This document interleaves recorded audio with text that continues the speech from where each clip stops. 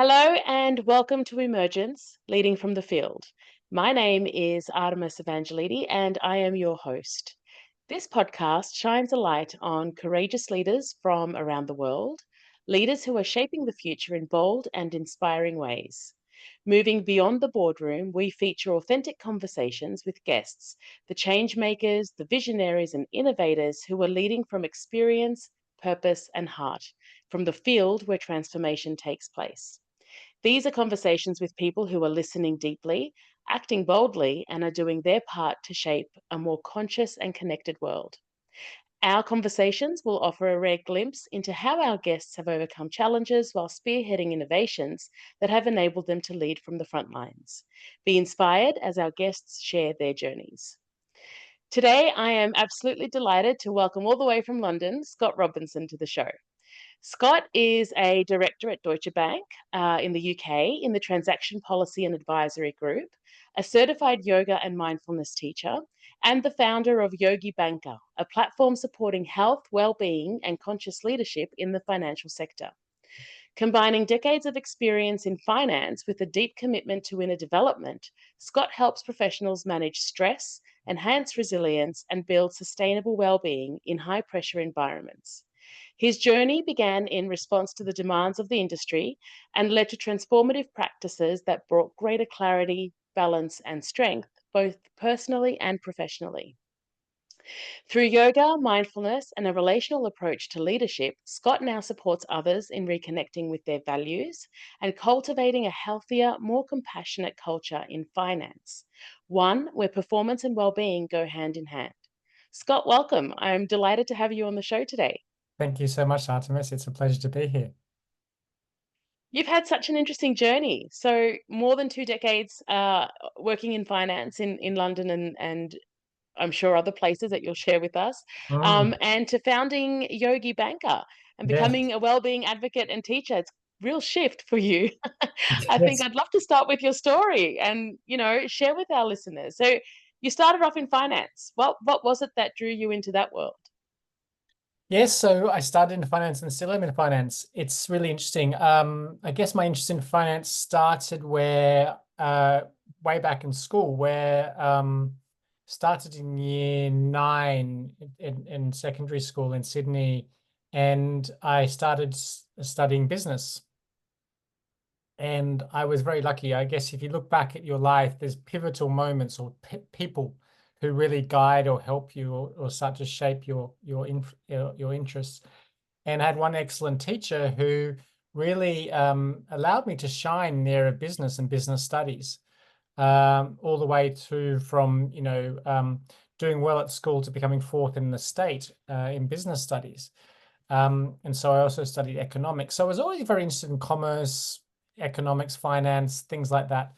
Um, and so when I finished school, I was lucky enough to get a tertiary entrance ranking. That's what it was called back then, I guess. No, I think it's ATAR now in Sydney or Australia, where I was like, well, wow, I can do lots of things with this. So I decided to do commerce and law because I thought, well, okay, if you want to get into banking or commerce, it's good to have a law degree.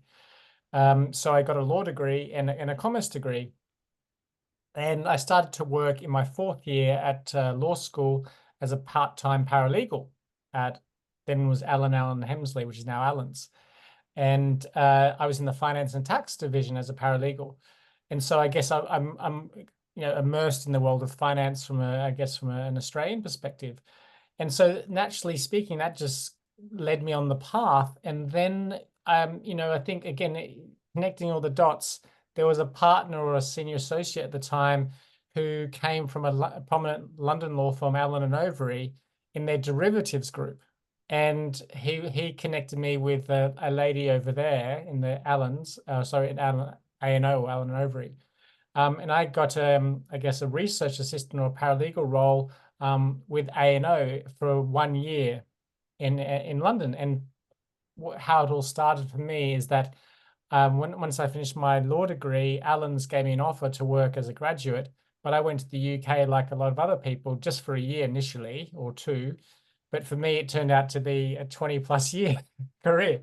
So, it's just been a real, just like, and as the name of your podcast, just a real emergence. It's very I describe my career as very emergent. I'm just sort of following the path, following the flow, end up in derivatives and structured products in the heart of London, took me to New York and so forth. So, it's been a real just journey of me just following my instincts, my interests, and seeing where it all takes me. I love that. It's amazing. And I think a lot of us who have worked overseas can relate to that. Initially it was, I'm going over for a couple of years. In my case, it turned out to be 16 years before returning, but it's an amazing experience. And I love how you have, you said you just kind of go with the flow, right? Whatever is emerging for you and you follow that. So, at what point in all of that flow did yoga and mindfulness enter the story? Yeah, good question. So yoga and mindfulness came around 2011, 2012. But actually before that, I had in a moment which again changed my life. It was like I was seeing a therapist at the time, 2006, and the therapist said, "How about would you like to try some Reiki?" Which is a kind of form of energy medicine or energy healing. And I lay down on this massage table, and she started to apply Reiki. And for those who don't know what Reiki is, it's a form of hands-on energy healing where there's a sense of transmission, or the healer applies a form of energy that's being transmitted from another source to the person, and it's very relaxing. And I had this feeling, I was lying on the massage table and I felt like I was floating in just suspended animation. I was like, what's that? What was that? When you had this first, I wouldn't say it's out of body, but it was very much a different experience than your everyday experience. And there's like that just set me on the path. Like I want to experience that again, and I want to explore that more. And then I started to thought, where can I find Reiki? And I found a healer up in the north of London, whose name is Sunil. Unfortunately, he's no longer with us. Who introduced me into things like meditation, but not just kind of meditation from a therapeutic perspective, more on the spiritual aspects.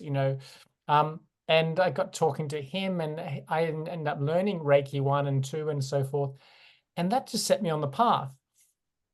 And then mindfulness came along, whereby I was suffering from some mental health challenges, and I came across, mindfulness-based stress reduction and so forth, and became interested in that path. And then yoga came along just before I started at Deutsche Bank back in 2012, where my partner at the time said, "Why don't you try yoga? It's meant to be really good for stress." So I went along to a local studio, and I just after a while I just really, really loved the space. I loved the fact that it was that every Monday evening in a really weird place in a contemporary art gallery in contemporary art studio in Notting Hill, surrounded by all this weird and wonderful art. Here was me on a Monday evening doing yoga. And I guess I really liked the practice, and I wanted to become better and better. And then I just did yoga teacher training, and the rest is history. So it's kind of, it's a very natural, organic process whereby you find something you like and you enjoy it, and then you pursue that passion, and then that passion then ultimately becomes maybe a career. So it's quite interesting how things evolve. Mm. Yeah. Well, it's the openness that you have. And I think Mm. that that's, something that a lot of adults uh, struggle with the unlearning part of Mm. what I've done, what I've experienced, the path that I'm on, my career, my, roles and titles and so forth. And, they don't leave room for that openness and that spaciousness for something new to come in. So that unlearning to allow yourself to learn something new again is wonderful. I have to say, I think it was probably around, I'm not sure when you launched your Yogi Banker brand and a whole image. But I recall I was still in Cyprus, and I recall doing the conscious leadership training, and those programs had already been rolled out, and we were doing that work. And I came across you on LinkedIn, and I thought, what, Yogi Banker? This is wild. This is out there. This is fantastic, and I've been following you for years because and then, eventually we connected and we had a chat online, but I just found it so wonderful that someone had put those 2 words together, and you were so brave to put it out into the world and say, "Actually, the 2 things can go hand in hand. It doesn't have Mm. to be one or the other." And a lot of people feel that, oh, I've found a calling, or I found something new. I want to do some energy work. I want to do some, meditation. I want to be a mindfulness teacher. I want to do yoga and be a yoga instructor. But I'm also a lawyer, accountant, doctor, physiotherapist. Like, what do I do? And I always say, you do it all. You don't have to give one Mm. up to do the other.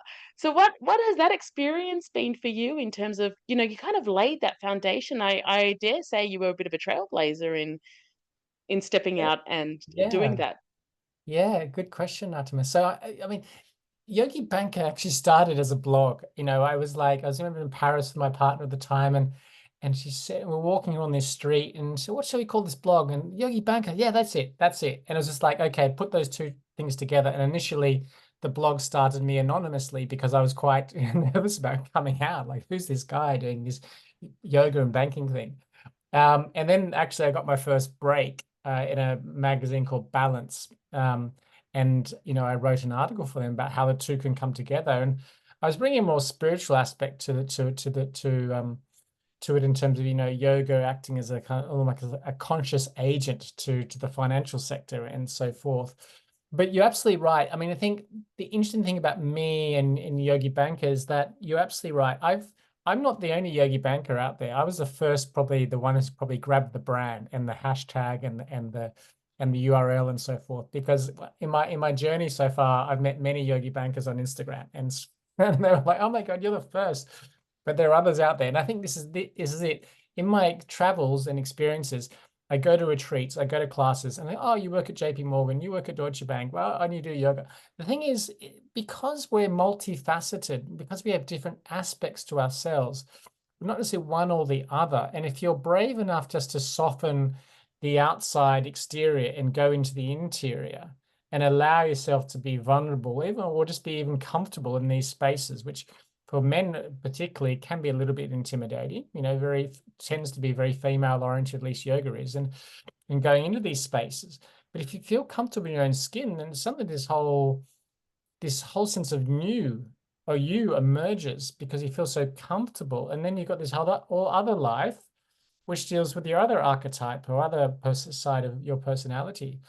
And so then you've got this balance, and it's really wonderful. And then you start actually seeing, well, actually, the things you like about finance are the things you like about yoga, because if you're very technically minded, well, you bring that technical minded aspect to your yoga and your anatomy, physiology, sequencing, and so forth. So it's the same mind, but different interests. That's fantastic. Hmm. So I guess you mentioned earlier that you've been through a period where you had some mental health issues and some challenges, and you were seeing a Hmm. therapist. And I think everyone can relate to that. Hmm. I've spoken previously many times, and on the podcast and in live talks and in my articles about my own challenges with depression. The law is a very stressful place, and we know that. And as a young lawyer, trying to navigate all of those pressures and stresses, and one of the things that got me out, aside from psychology and the support networks and that are in place, was my mindfulness practice. Hmm. It was the opportunity for me to go deeper and deeper within, to find that reconnection that I was missing. How did I guess how has mindfulness and meditation and yoga, and you went all in and did your Reiki training as well? How has that helped you reconnect with yourself? How did that help you kind of navigate that experience? What was like a practical thing that you found it helped you achieve? Hmm. Yeah, I think it's a reconnection with the breath.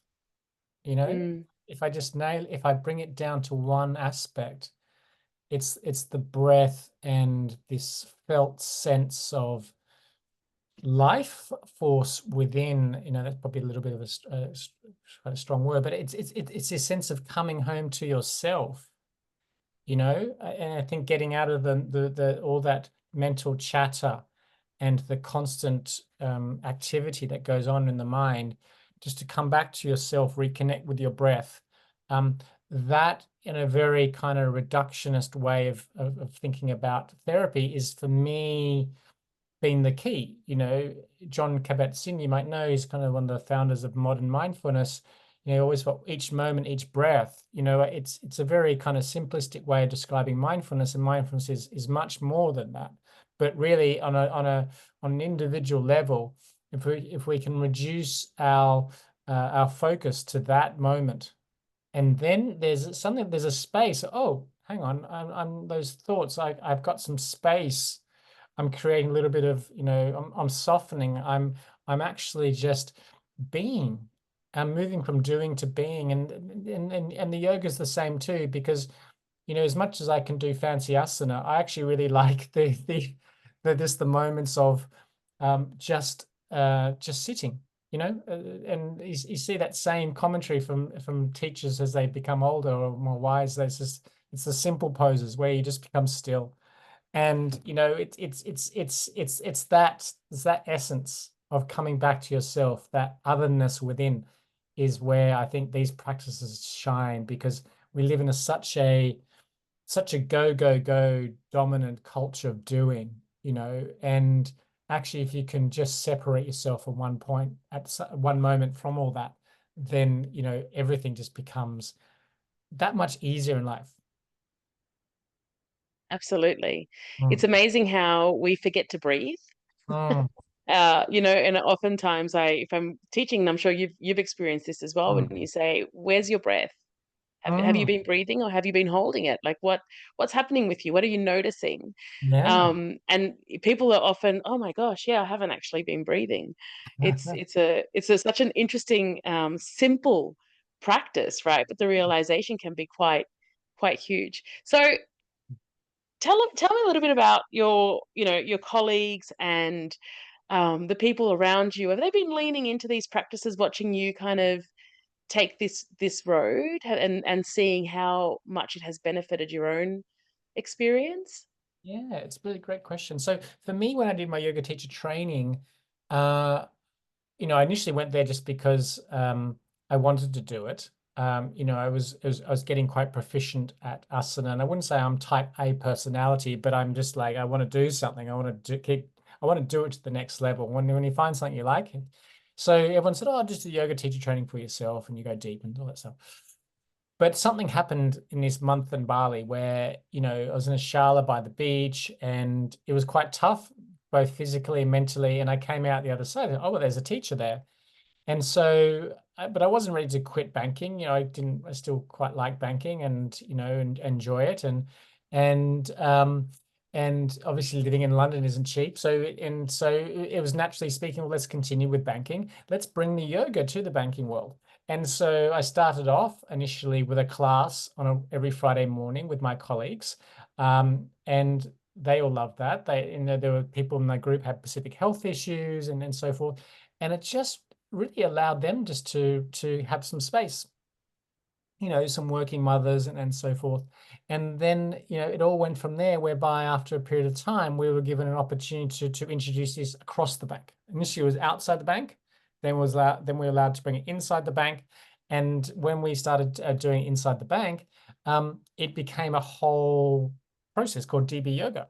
And we started running classes and courses throughout the pandemic and prior to that. And still to this day, we're doing classes and courses.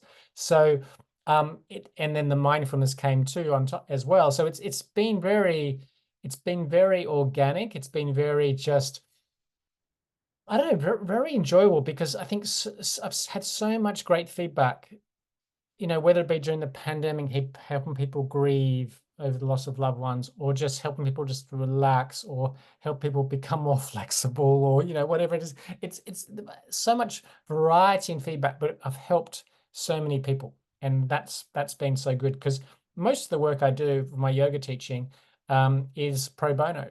We everything that is supports charity, and we've raised thousands of dollars for charity, the bank's charity of the year, and it's been a real joy. It's been a real joy. I love that. That's it's so wonderful.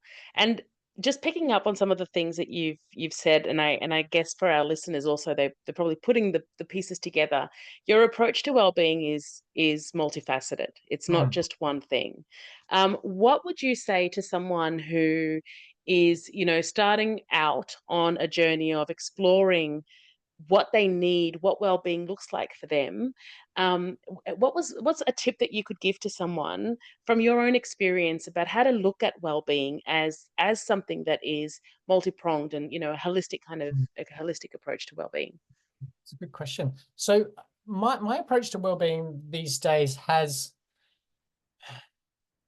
changed, but influenced a little bit by some studies in transpersonal psychology, which is essentially bringing a more participatory approach to well-being. I like to call it transpersonal wellness, whereby you essentially find something that works for you. And we live in a very top-down, ego-dominated culture whereby a lot of influencers and quote unquote experts who tell us how to do things, right? And often this doesn't work. Well, more often the case doesn't work. Maybe yoga doesn't work for people, or maybe mindfulness doesn't work for people. Maybe it's qigong, maybe it's tai chi, maybe it's Pilates, maybe it's something else. Find what works for you, and then play with it, be curious about it, and say, okay, and then stick to it. Be committed every week in, week out, there, here or there. And then what happens is that through practice, you start to see the results. The results come over time, as opposed to initially. There's always this plateau period which everyone hits, and then that often people stop practicing. The key is to keep going through that. And it's a challenge, but I think the point being is, if you like what you do and you know your why, then you're more likely to continue to form a new habit. So really just be curious, and take it easy. It's one step at a time. I've tried lots of different things and skilled in a few areas now, but I think it's the key of being attentive to your own needs and doing it consistently. Mm, yeah, absolutely. So, all of these practices, all of these trainings, how have they shaped you as a leader in your day job, like in your leadership role? How do you think that it has helped you kind of navigate that experience? It's a really good question. There's two ways I would approach this. One, as you said at the beginning, having the courage to do what I've done has actually given me a sense of inner strength, because doing something like yoga teacher training and then bringing it back into an organization um, in a traditional setting, yeah, it's not usual, but I think it's the strength that you gain on the mat gives you the strength off the mat. So you're in a difficult situation, you know that actually you've got a different aspect to yourself that you can draw upon. And then secondly speaking, if I really get into the heart of these practices, which I've tried to in many ways, it's this relational aspect that really binds it all together. If you look at what happens in yoga communities, it's this sense of coming together and practicing. In more traditional mindfulness circles, there's this sense of the sangha, the community of actually practicing together. And so within that, there's a field that's generated, and there are qualities within that field, which, and if I direct that attention towards others, then I try and bring, I use this word loosely, love and kindness and consideration for others. And then that's a quality that is easily transferable into another form of community, which are large organizations. And so I always bring like that quality to the way I communicate, the way I hold space, and the way I share with others and relate to others. And I think that's the key. That's the key, is that these values are easily transferred or transportable to other settings and other organizations, whereby ultimately speaking, what I think largely speaking is the key to success within organizations is the values and the culture. And so when we have a culture that fosters this sense of relationship, then ultimately organizations can thrive. And I think this is what I think I like to bring to my practices is what it means to be in relation to others. And really, that's the foundation of conscious leadership, holding space in that way, and showing up with all the qualities that, we each hold, and the values that are important to us, and the things that drive us, and our passions and purpose. Our purpose ultimately is combination of all our talents and our gifts, and the things that bring us joy as we do them.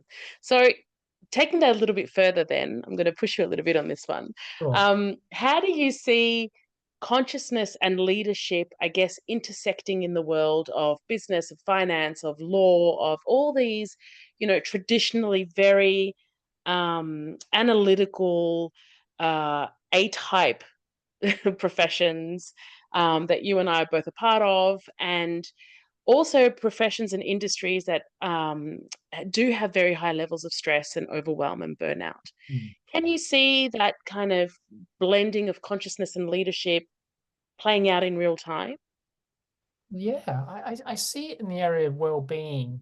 I see more and more focus on well-being from a organizational perspective, and then looking at it from a strategic angle.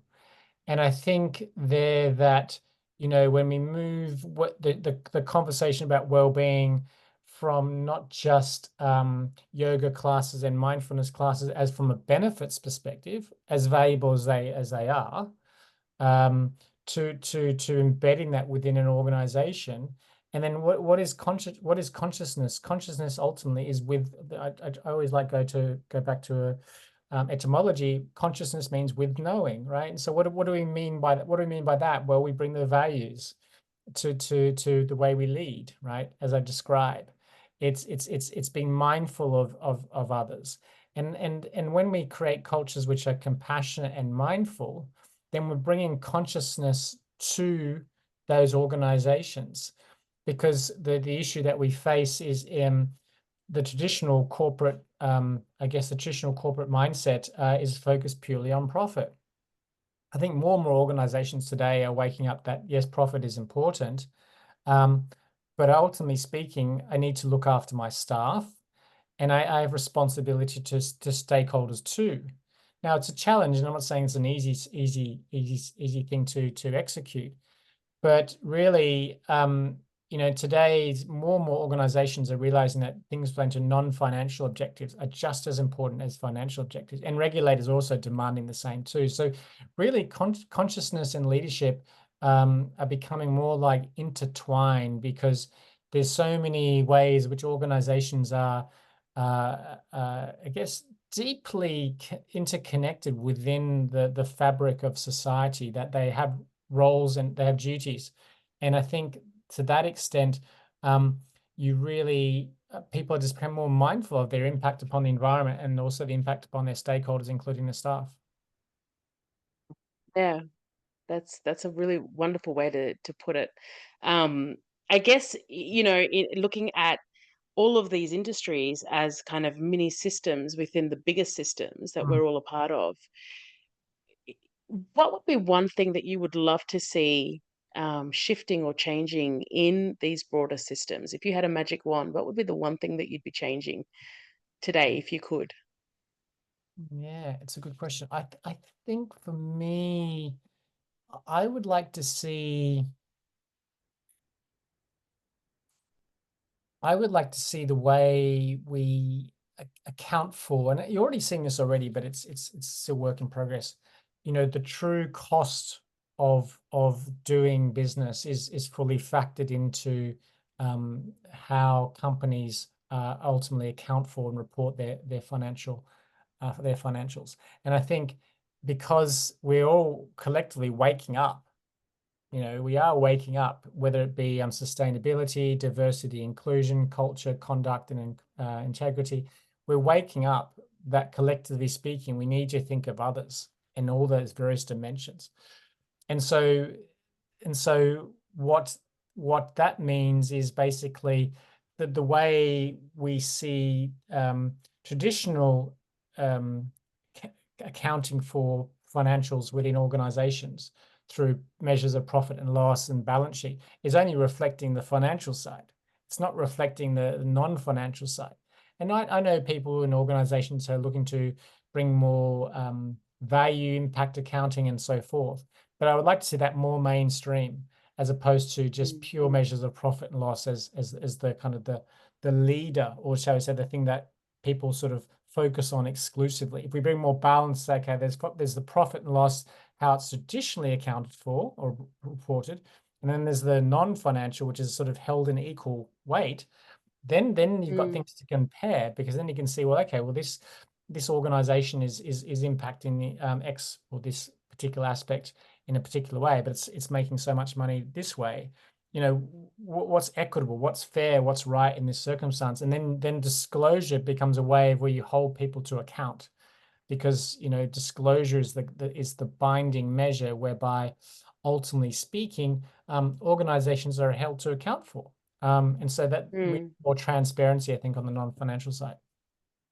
Mm. Do you think mindfulness is a good tool to get people there, to start thinking in this way, or to start questioning their own decisions or actions? Mindfulness, it's an interesting question. I've researched this and a lot and thought about it.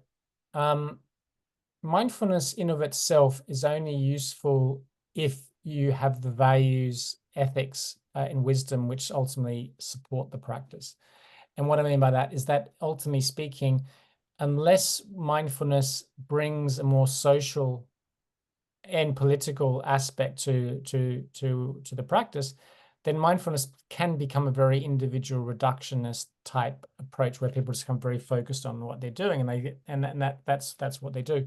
So mindfulness has to be, in my view, about being a more relational and collective practice, by seeing clearly an impact upon others in what I'm doing.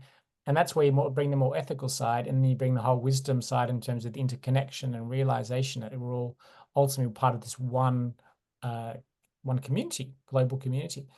That's where mindfulness has is its greatest transformative value, where we can see clearly, as opposed to just simply going about our day mindlessly, if that's the right word.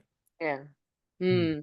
It's fascinating. There's a lot of research that's being undertaken at the moment around whether or not mindfulness can impact upon our morality and our ethics. Does it make us more moral? Does it make us more ethical in our decision making? And I'm really curious to see what the findings will be, because to this date we haven't been able to find. And as you said, it's because you turn inwards, and you're not really forgetting that actually it's a relational exercise. It's something that you're supposed to use Yeah. to connect you to the greater whole, right? So it's a really interesting topic, and I love hearing everyone's experiences with it, because we all have a subjective experience with that as well, and how we use mindfulness in our practices. But okay, I want to get practical now. I want our listeners to, get some Scott tools and tricks of the trade. For those of our listeners who are in demanding jobs, or in finding themselves in industries that are quite challenging, and I know that a lot of our listeners are. What's one simple practice that you would recommend that they could start today to help them feel more grounded? One simple practice. I think so. My practices on a daily basis comprise three things. I sit, I breathe, and I move. And so that's three things. And that normally takes place over about an hour every day, or there I try to. But not all of us have an hour, and sometimes I don't have an hour. Sometimes I might oversleep, or I don't have enough time. I need to get up early. So, but I always try and stop and pause. And I think this is the key, is that it's the stopping and pausing, um, and actually just connecting with the breath, because once we get that moment of aha, oh, I'm not my thoughts, or there's a little bit of space, and then you do that on a regular basis. And I'm not a big advocate for apps, but I do like that Insight Timers. It actually records your progress. It can track your progress. Mm. That keeps you accountable, right? Okay, I've done 10 days. Great. Let's do another 20 days. And then it goes from there. So actually just doing 5 minutes a day, and then doing it every morning, or every evening, wherever you can. Doing that consistently, and then over time, something will start to happen. There is a shift that goes on, because you are kind of rewiring neural networks and so forth. And then reconnecting with breath. Breath is, as I said earlier, breath is the one thing that That really helped me many years ago and still does. And that reconnection with breath is spirit. The word is really coming from that. So spiritus means breathe in I think it's in Greek or Latin. It's that sense of reconnecting to self. And once we reconnect to self, then suddenly, our life changes, or our perspective on life changes. What's a simple breathing exercise you'd recommend? So you're sitting in your office, you've got back-to-back meetings, deadlines, you're about to go into, a meeting room with a client, you're starting to feel those stress levels elevate, you're getting a little bit flustered. What do you do? Yeah, so there's lots of breathing techniques out there. Things like transformational breath, which is pretty radical.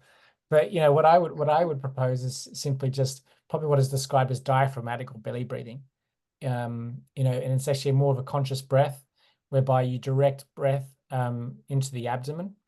It's called diaphragmatic breathing because I guess it utilizes the diaphragm more extensively. The diaphragm is always used in every breath, but when you breathe more, whereby the diaphragm fully extends, or fully contracts, where the diaphragm actually lowers towards the belly and the abdomen rises, and then you breathe out, the diaphragm returns. So you're just bringing more conscious awareness to your belly and breathing through the nose, and then actually allow the breath just to come in and out. Allow yourself just to be breathed, and that apparently has an effect upon the vagus nerve, which is the great nerve which connects the brain and the gut. So it's that's the one thing I always do is just conscious breathing is the one thing.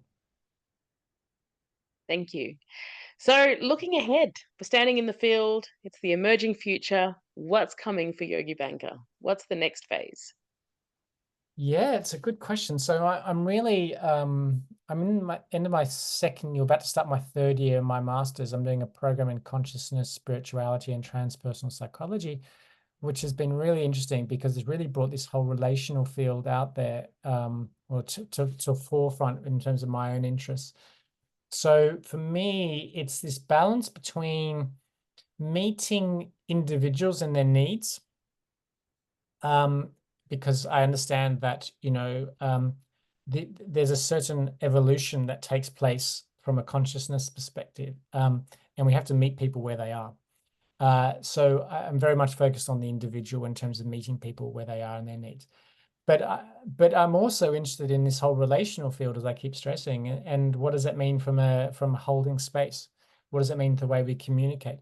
And so what I'm trying to do at the moment is really merge what I'm doing in the consciousness space with a more transformational aspect in finance. So my long-term vision is to bring more consciousness, more awareness, more connection to self and others within the financial sector, so that actually people can come together. People can come together. And when people come together, then actually that's where the transformation happens, beyond the individual. So that's, for me, it's the merging of the consciousness, transpersonal approaches to psychology, to well-being. I call it transpersonal wellness. I love that. Well, I look forward to seeing how Yogi Banker evolves in this space because, we need it.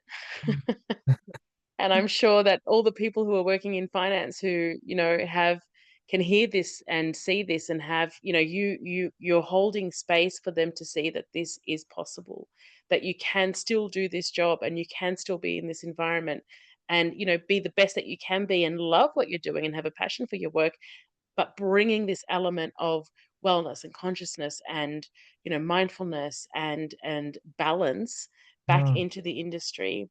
And if you think about, I mean, ultimately, when I reflect on money, for example, money is energy, right? So there's that relational energy and the energy of money, the exchange value of money and finances, mm, and that exchange that we always have, and the ability to be able to link those two together, I think, is something quite remarkable. So I I invite anyone who is in this space to reach out and connect with Scott. First of all, just for the value of reading your LinkedIn posts, which are fantastic, but also to learn from you, to learn how you can bring these two things together and how you can do these things. And it's just such a wonderful thing to watch, and I've thoroughly enjoyed watching your journey over the past, I don't even know how many years. Mm. And I feel really chuffed that we've been able to connect and have Really these conversations in real time. So Scott, I thank you so much. It's been a wonderful, wonderful conversation. Thank you for your time and for your sharing. And I will definitely be putting all of the links in the podcast description for people to be able to reach out to you if they so wish. great. Thanks so much, Artemis. It's been a real pleasure to be here, and I really enjoyed the conversation. Thanks, Scott.